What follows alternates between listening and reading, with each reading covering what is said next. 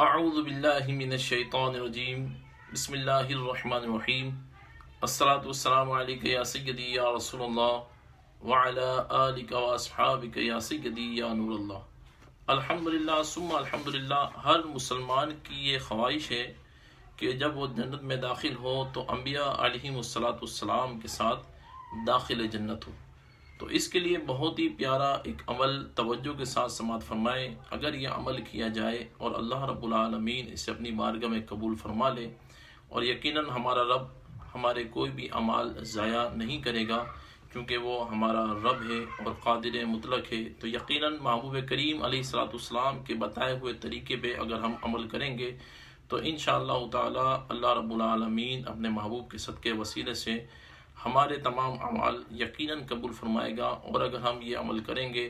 تو ہمارا داخلہ جنت میں جب ہوگا تو انبیاء علیہم السلام کے ساتھ ہوگا۔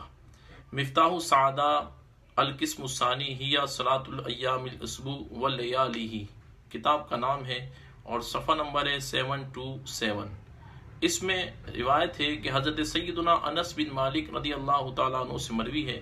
کہ جو شخص اتوار کی رات 20 رکعت نماز پڑھے، ہر رکعت میں سورہ فاتحہ کے بعد 50 بار سورہ اخلاص یعنی قل هو اللہ احد پڑھے، اور ایک بار معوذتین یعنی سورہ فلق اور سورہ ناس پڑھے، پھر 100 بار استغفار کرے، پھر اپنے والدین اور اپنے لیے 100 بار دعائے مغفرت مانگے، اور 100 بار نبی کریم صلی اللہ علیہ وسلم پر درود پاک پڑھے، اپنی طاقت اور قوت سے برات کا اظہار کرے اور اللہ پاک کی پناہ طلب کرے، اور پھر کہے اشہد ان لا الہ الا اللہ وحدہ لا شریک لہ واشہد ان آدم صفوۃ اللہ وفطرتہ وابراہیم خلیل اللہ وموسیٰ کلیم اللہ وعیسیٰ روح اللہ ومحمد حبیب اللہ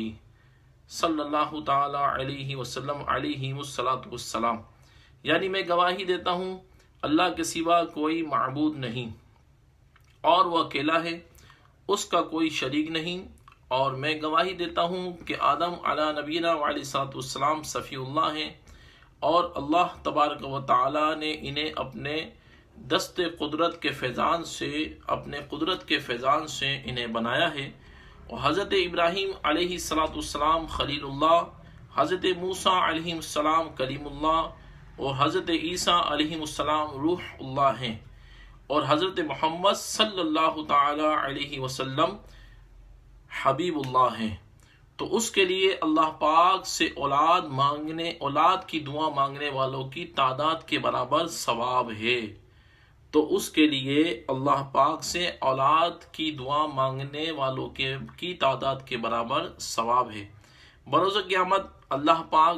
اسے امن والوں کے ساتھ اٹھائے گا، اور اللہ پاک کے ذمہ کرم پر ہے کہ اسے انبیاء علیہم السلام کے ساتھ جنت میں داخل فرمائے۔ تو یہ عمل کرنے کی برکت سے انشاءاللہ تبارک و تعالی ہمارا داخلہ جب جنت میں ہوگا تو انبیاء علیہم السلام کے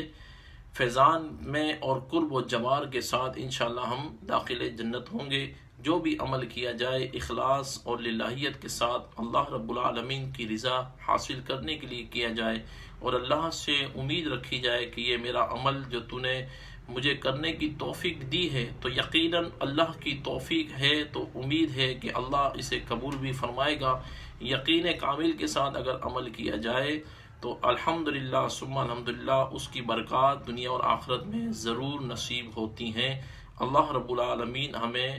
عمل کرنے کی سعادت اور توفیق عطا فرمائے، اور ہمارا خاتمہ بالخیر ایمان کے ساتھ